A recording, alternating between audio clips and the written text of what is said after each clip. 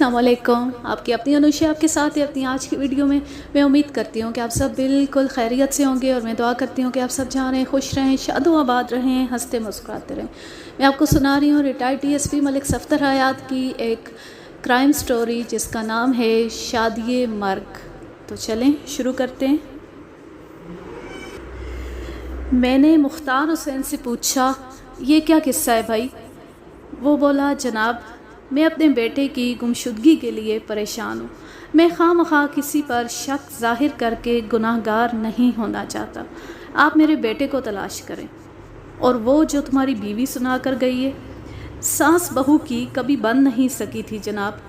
اب تو یہ رشتہ بھی کب کا ختم ہو چکا، مگر میری گھر والی کے من میں زری کے لیے جو نفرت ہے وہ ختم ہونے کا نام ہی نہیں لے رہی۔ میں نے تیکھے لہجے میں سوال کیا، نائیوں کے منڈے کا کیا چکر ہے؟ جیدے کی شادی سے پہلے یہ بات سننے میں آئی تھی۔ وہ ایک لمحے کے تذبذب کے بعد گویا ہوا، نائیوں کے لڑکے زلفی کے ساتھ زری کو راز و نیاز کرتے ہوئے پکڑا گیا تھا۔ کس نے پکڑا تھا؟ فقیر محمد حلوائی نے۔ اس کے باوجود بھی جیدے نے زری سے شادی کر لی تھی۔ وہ اپنی مرضی کا مالک ہے جناب، ہماری کہاں سنتا ہے۔ کیا نام ہے اس لڑکے کا؟ میرا مطلب ہے جس لڑکے کے ساتھ زری کو شادی سے پہلے پکڑا گیا تھا۔ اس کا نام تو ذوالفقار ہے جی، پر وہ زلفی زلف تراش کے نام سے مشہور ہے۔ میں نے زلفی کا نام و پتہ اور فقیر محمد حلوائی کے بارے میں چند اہم ضروری باتیں پوچھنے کے بعد کہا، مختار حسین تمہارا کیا اندازہ ہے؟ تمہارا بیٹا کہاں جا سکتا ہے؟ اگر مجھے اس کے بارے میں علم ہوتا تو میں خود تلاش نہ کر لیتا۔ اس کے لہجے سے بے بسی عیاں تھی۔ ٹھیک ہے، میں تمہارے بیٹے کو جلد از جلد تلاش کرنے کی کوشش کروں گا۔ ہاں، اگر اس دوران تمہیں کوئی ایسی بات معلوم ہو جو تمہارے بیٹے کی تلاش میں مددگار ثابت ہو سکتی ہو تو فوراً مجھے اطلاع دینا۔ ٹھیک ہے جناب، میں فوری طور پر آپ سے رابطہ کروں گا۔ میں نے مزید 2-4 سوالات کے بعد اسے رخصت کر دیا۔ جیدے کے اچانک منظر سے غائب ہو جانے کے بعد صورتحال گھمبیر ہو گئی تھی۔ وہ ایک ایسا شخص تھا جو متوفی غفور چاچا کو قتل کی دھمکیاں دیتا رہتا تھا۔ مولوی نور دین کو بھی اس نے کئی بار ہراساں کرنے کی کوشش کی تھی۔ جس رات عبدالغفور والا واقعہ رونما ہوا تھا، اس کے بعد سے جیدہ بھی لاپتہ ہو گیا تھا۔ جیدے کی ماں کا شک بلکہ دعویٰ تھا کہ اس کے بیٹے کی گمشدگی میں مولوی نور دین اور بیوہ زری کا پورا ہاتھ تھا۔ عنایت بی بی نے جس انداز میں زری کی کردار کشی کی تھی، اس نے اس کے دل میں پوشیدہ نفرت کا کھل کر اظہار کر دیا تھا۔ میرا ذہن مسلسل کئی خطوط پر سوچ رہا تھا۔ عبدالغفور کی حیرت انگیز موت، جیدے کا غائب ہو جانا اور ماضی میں زری کا کسی زلفی نامی لڑکے سے تعلق۔ میں جوں سوچتا چلا جا رہا تھا، میرا ذہن الجھتا جا رہا تھا۔ مجھے اپنی تفتیش کے آغاز کے لیے کوئی اشارہ، کوئی سرا چاہیے تھا۔ خاصی سوچ بچار کے بعد میں نے فیصلہ کر لیا کہ پہلی فرصت میں مجھے سلطان دادا سے ملنا چاہیے۔ سلطان دادا اس گاؤں میں جوئے کا اڈہ چلاتا تھا۔ دراصل وہ پولیس کا مخبر تھا۔ اس نے بعض انتہائی پیچیدہ اور ناقابل حل معاملات میں پولیس کی بھرپور مدد کی تھی، اس لیے پولیس بھی اس کی چھوٹی موٹی حرکتوں کو نظر انداز کر دیتی تھی۔ مجھے معلوم تھا کہ جیدہ پابندی سے سلطان کے اڈے پر جایا کرتا تھا، بلکہ جس رات اس نے زری کو مشروط طلاق دی تھی اس وقت بھی وہ جوئے کے اڈے ہی سے آیا تھا، جہاں وہ 1200 روپے کا مقروض ہو چکا تھا جو اسے 1 گھنٹے کے اندر ادا کرنے تھے۔ سلطان سے جیدے کی تلاش کے سلسلے میں خاصی مدد مل سکتی تھی۔ تاہم سلطان کے اڈے کا رخ کرنے سے پہلے میں نے باری باری مولوی نور دین اور زری سے بھی ایک ملاقات کر لی تھی، مگر کوئی کام کی بات معلوم نہ ہو سکی۔ جیسی سورج غروب ہوا، میں نے سب انسپکٹر محمد اجاز کو ساتھ لیا اور جوئے کے اڈے پر پہنچ گیا۔ دن میں سلطان کا وہاں ملنا ممکن نہیں تھا۔ اڈے کی رونق رات ہی کو ہوتی تھی۔ ہم نے احتیاط یہ کی تھی کہ وہاں سادہ لباس میں گئے تھے۔ سلطان نے مجھ پر نظر پڑتے ہی پہچان لیا، پھر وہ ہمیں اپنے مخصوص کمرے میں لے گیا۔ ہم بیٹھ چکے تو اس نے نہایت مؤدبانہ لہجے میں کہا، سرکار کیسے زحمت کی، مجھے تھانے بلا لیا ہوتا، ہم بہت ضروری کام کے سلسلے میں آئے ہیں، تم یقیناً ہماری مدد کر سکو گے۔ سو بسم اللہ ملک صاحب، بندہ ہر خدمت کے لیے حاضر ہے، آپ حکم کریں۔ گزشتہ 2 دن سے جیدہ غائب ہے، آج اس کا باپ اور ماں بھی تھانے آئے تھے۔ اچھا، کہاں غائب ہو گیا وہ؟ یہی جاننے کے لیے تو میں تمہارے پاس آیا ہوں۔ تم نے آخری مرتبہ اسے کب دیکھا تھا؟ شاید 2 روز پہلے، جمعے کا دن تھا۔ اس کے بعد نہیں آیا؟ نہیں جناب۔ ٹھہرے، میں ابھی آتا ہوں۔ وہ اٹھ کر کھڑا ہو گیا۔ آپ کی خاطر تواضع کے لیے کچھ لے آؤں؟ میں نے جلدی سے کہا، اس کی ضرورت نہیں سلطان، اس وقت ہم بہت جلدی میں ہیں۔ خاطر تواضع ادھار رہی، تم ہمیں جیدے کے بارے میں کچھ بتاؤ۔ وہ اپنی جگہ پر بیٹھتے ہوئے بولا، میں نے اتنی جلدی کسی شخص کو بدلتے ہوئے نہیں دیکھا۔ اس واقعے کے بعد تو جیدہ جیسے مر ہی گیا۔ کبھی کبھی تو مجھے یوں محسوس ہوتا ہے جیسے وہ کوئی زندہ لاش ہو۔ بجھارتے نہ ڈالو سلطان، سیدھی بات بتاؤ، تم کون سے واقعے کا ذکر کر رہے ہو؟ جب جیدہ اپنی بیوی کو جوئے میں ہار گیا تھا، اس نے زندگی کا عجیب و غریب داؤ لگایا تھا۔ یہ کب کی بات ہے؟ ذرا کھل کر بتاؤ، کہیں تم اس رات کا ذکر تو نہیں کر رہے جب جیدے نے اپنی بیوی کو طلاق دے دی تھی؟ طلاق والی بات تو دوسرے دن معلوم ہوئی تھی جناب۔ اس نے بتایا، میں نے زندگی بھر کا جوا کرایا ہے، مگر اس رات جو کچھ یہاں پیش آیا وہ ناقابل فراموش ہے۔ میرے پوچھنے پر اس نے تفصیل بتاتے ہوئے کہا، اس رات جیدے اور فیروز شاہ میں ٹھن گئی تھی۔ دونوں ایک دوسرے کی جیب خالی کرنے کا تہیہ کیے بیٹھے تھے۔ جیت ہار کو انہوں نے موت اور زندگی کا مسئلہ بنا لیا تھا۔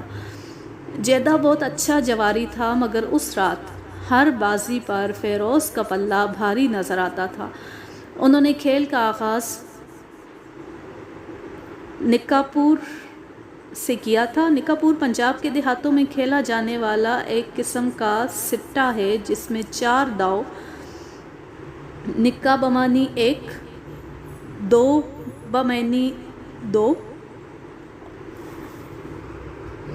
تریا بمانی 3 اور پور بمانی 4 ہوتے ہیں۔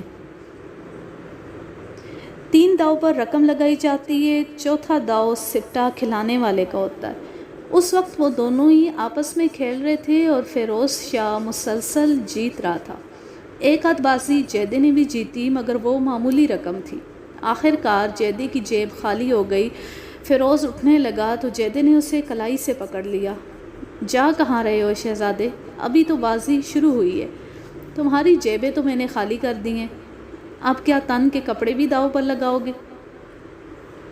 پھر وہ کانوں کو ہاتھ لگاتے ہوئے نفی میں سر ہلا کر بولا، نہ بابا نہ، میں تمہیں ننگا نہیں کر سکتا۔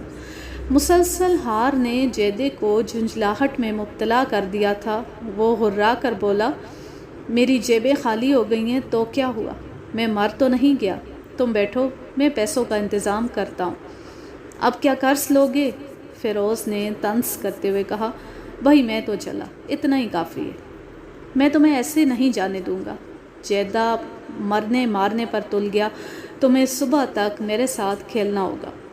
فیروز جیدے کے خطرناک تیور دیکھ کر ذرا نرم پڑ گیا۔ جیدے نے 2-4 دوستوں سے کچھ رقم ادھار لے کر کھیلنا شروع کر دیا، مگر آج تو جیسے ہار اس کے مقدر میں لکھ دی گئی تھی۔ وہ ادھار لی ہوئی رقم بھی چند بازیوں میں ہار گیا۔ فیروز شاہ ہاتھ جھاڑ کر کھڑا ہو گیا، جیدے جا کر آرام سے سو جا، اگر کھیلنے کا اتنا ہی شوق ہے تو اچھی خاصی رقم کا بندوبست کر کے آنا۔ ابھی کھیل ختم نہیں ہوا فیروزے، تم اتنی جلدی نہیں جا سکتے، اب تو تمہیں کوئی ادھار بھی نہیں دے گا، تم اس کی پرواہ نہ کرو، میرا راستہ چھوڑ دے جیدے۔ جیدہ اور پھیل کر بیٹھ گیا، پھر فیروز کے گریبان میں ہاتھ ڈالتے ہوئے خونخوار لہجے میں دہاڑا، ایک بازی اور ہوگی۔ فیروز نے اپنا گریبان چھڑاتے ہوئے کہا، مجھ سے الجھنے کا نتیجہ اچھا نہیں ہوگا جیدے، میں نے بہت بندے پھڑکائے، وہ اس کی سنی انسنی کرتے ہوئے اپنی ہی دھن میں بولا، صرف ایک بازی، آخری بازی۔ اوئے، داؤ پر ماں کا سر لگاؤ گے؟ فیروز نے پوچھا۔ تمہاری جیب میں تو پھوٹی کوڑی بھی نہیں ہے۔ اور یہ بازی میں جیت کر دکھاؤں گا، وہ خوابناک لہجے میں بولا، جیسے اس نے فیروز شاہ کی بات سنی ہی نہ ہو۔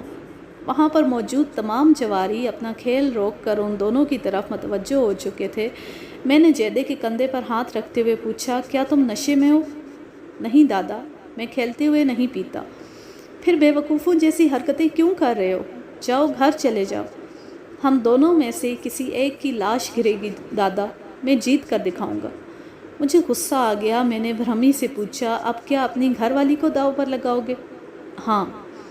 جیدے کے جواب پر چاروں طرف چیمہ گوئیاں ہونے لگی۔ فیروز شاہ نے کہکھا لگاتے ہوئے کہا، کیا واقعی اپنی بیوی کو داؤ پر لگانا چاہتے ہو؟ میں نے یہی کہا ہے، جیدہ سپاٹ لہجے میں بولا، اور یہ بازی میری مرضی کی ہوگی۔ اس مرتبہ ہم نکاح پور نہیں کھیلیں گے، بلکہ یہ بازی تاش سے کھیلی جائے گی۔ اگر میں جیت گیا تو تمہارے پاس جتنی رقم ہے وہ میری ہو جائے گی، اور اگر میں ہار گیا تو اپنی بیوی تمہارے حوالے کر دوں گا۔ اپنی زبان سے پھرو گے تو نہیں؟ یہ مردوں والی زبان ہے۔ او یارو، اس کو کچھ سمجھاؤ۔ فیروز نے وہاں موجود لوگوں کی طرف دیکھتے ہوئے کہا، اس کا دماغ خراب ہو گیا، یہ اپنی گھر والی کو داؤ پر لگا رہا ہے۔ وہ میری بیوی ہے، جیدے نے پھنکار کر کہا۔ میں اسے داؤ پر لگاؤں، اس کا اچار ڈالوں یا اسے قتل کر ڈالوں، یا کالے چوروں کو فروخت کر دوں، یہ میرا ذاتی معاملہ ہے، تم اپنی چونچ بند رکھو۔ بھائیو، گواہ رہنا، فیروز نے حاضرین سے کہا، بعد میں مجھ سے کوئی شکوہ نہ کرنا۔ قصہ مختصر، فیروز کے پاس موجود تمام رقم کو شمار کیا گیا، وہ کل 1200 روپے تھے۔ جیدے کی فرمائش پر تاش کی نئی گڈی کھولی گئی اور اسی کی ایما پر منگ پتہ کھیل کھیلا جانے لگا۔ جیدہ یہ بازی بھی ہار گیا۔ چاروں طرف سے تھو تھو ہونے لگی، ہر شخص اس کو ملامت کر رہا تھا۔ 1200 کے عوض اس نے جوئے میں اپنی بیوی ہار دی تھی۔ لوگوں کے لعن طعن کرنے پر جیدے کی غیرت نے جوش مارا، شاید اسے ہوش آ گیا تھا۔ سب کچھ لٹا کے ہوش میں آئے تو کیا ہوا؟ لوگوں کو اپنی عزت کی حفاظت کرنے کے لیے گردنیں کٹوا دینی چاہیے، اور کٹوا دیتے ہیں، لیکن اس نے اپنی عزت کو سرے بازار نیلام کر دیا تھا۔ جلدی صورتحال کی سنگینی اس پر آشکار ہو گئی۔ اب اس کی حالت دیدنی تھی، اس کے چہرے پر مردنی چھائی ہوئی تھی، اور وہ باری باری ہر ایک کا چہرہ دیکھ رہا تھا، مگر اب تو تیر کمان سے نکل چکا تھا۔ اس موقع پر فیروز شاہ نے حیرت انگیز ظرف کا مظاہرہ کیا۔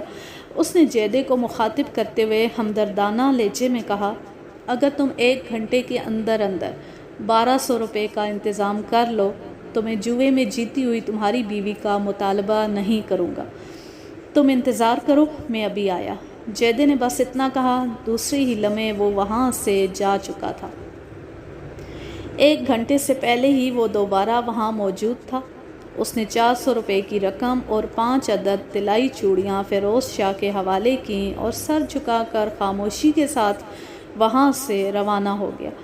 سلطان نے واقعے کی تفصیل مکمل کی تو میں نے سوال کیا، تازہ ترین رپورٹ کیا ہے؟ جیدہ کہاں جا سکتا ہے؟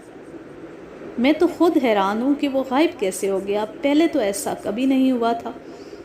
آخری مرتبہ جب جیدہ تمہارے اڈے پر آیا تو کوئی خاص واقعہ تو پیش نہیں آیا تھا۔ میرا مطلب ہے اس کا کسی سے لڑائی جھگڑا تو نہیں ہوا تھا؟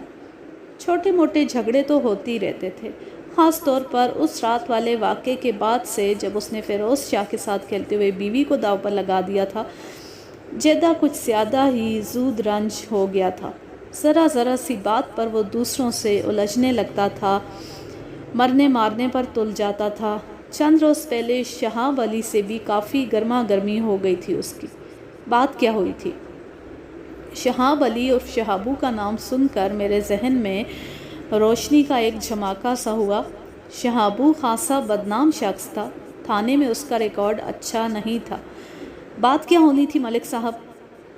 مجھے اچھی طرح یاد نہیں کہ ان کے درمیان کس مسئلے پر تکرار ہو رہی تھی۔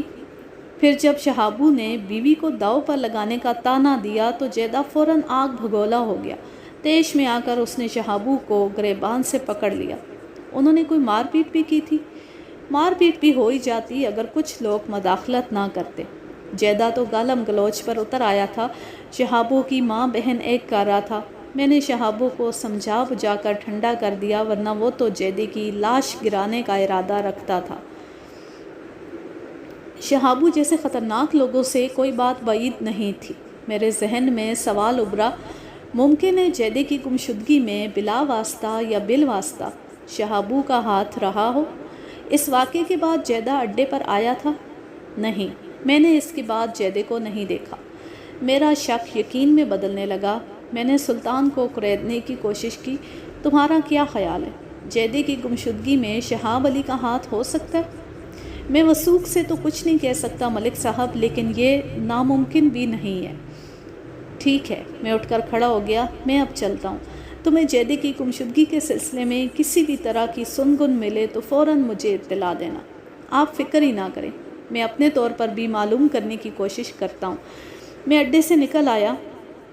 سلطان سے ملاقات کے بعد مجھے سوچ کے نئے زاویے مل گئے تھے۔ اب میرا رخ تھانے کی جانب تھا۔ ان دنوں سورج غروب ہوتی، ٹھنڈک ہو جاتی تھی اور کاروبار زندگی سمٹ جاتا تھا۔ میں جب گاؤں کے گنجان آباد حصے سے گزر رہا تھا تو فقیر محمد حلوائی سے ملاقات ہو گئی۔ وہ اپنی دکان بند کر کے گھر کی طرف جا رہا تھا۔ مجھے دیکھتے ہی اس نے سلام کیا۔ اس نے ہمیں سادہ لباس میں بھی پہچان لیا تھا۔ ایسا ہی محمد اجاز میرے ساتھ تھا۔ سرکار خیریت تو ہے؟ آپ اس وقت گاؤں میں؟ اس نے باری باری ہم دونوں کی جانب دیکھا۔ ہاں، میں ذرا چودھری حشمت علی کی طرف گیا تھا۔ میں نے بہانہ کیا، کچھ ضروری کام تھا۔ ایک لمحے کو رک کر میں نے اضافہ کیا، اور ہاں، مجھے یاد آیا، تم سے بھی بہت سی باتیں کرنا ہے، صبح تھانے آ جانا۔ اس نے پریشان نظروں سے میری طرف دیکھا۔ تھانے؟ گھبرانے کی ضرورت نہیں، مجھے تم سے زری کے بارے میں کچھ پوچھنا ہے۔ کون زری؟ میں آپ کی بات کا مطلب نہیں سمجھا جناب۔ اجاز نے کہا، وہی زری جسے تم نے نائیوں کے لڑکے زلفی کے ساتھ پکڑا تھا۔ اس کے چہرے پر مجھے ایسے تاثرات نظر آئے جیسے اچانک اسے کچھ یاد آ گیا ہو۔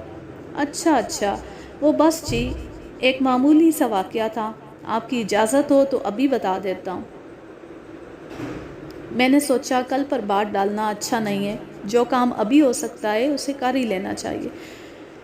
بالکل سچ بتانا، اگر تم نے جھوٹ کا سہارا لیا تو سمجھ لو کہ تم اندر بھی ہو سکتے ہو۔ مائی باپ، میں آپ کا بچہ ہوں، میں بھلا آپ سے جھوٹ بول سکتا ہوں؟ کیا ہوا تھا اس رات؟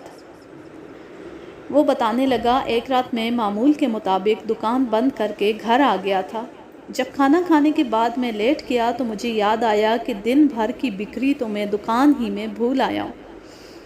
وہ گرمیوں کے دن تھے اور ان دنوں اکا دکا چوری کی وارداتیں بھی ہو رہی تھی۔ میری بیوی نے کہا کہ میں فوراً جاؤں اور دکان سے پیسے لے آؤں۔ اس کا مشورہ مناسب تھا۔ میں فوراً دکان پر پہنچ گیا۔ میری دکان کے آگے ایک خاصا بڑا تھڑا بنا ہوا ہے۔ میں جس تخت پر مٹھائیوں کے تھال سجاتا ہوں، دکان بند کرنے کے بعد اس تخت کو تھڑے کے ساتھ لمبائی کے رخ کھڑا کر دیتا ہوں۔ میں نے دکان کھولنے کے لیے تالے میں چابی لگائی تو مجھے تخت کے پیچھے خسر خسر کی آواز سنائی دی۔ میں چوکنا ہو گیا اور میرے ہاتھ رک گئے۔ تھوڑی دیر تک خاموش کھڑا رہا، پوری توجہ سے کان تخت کی جانب لگا دیے۔ چند لمحوں کے بعد ایک سرگوشی نما آواز آئی۔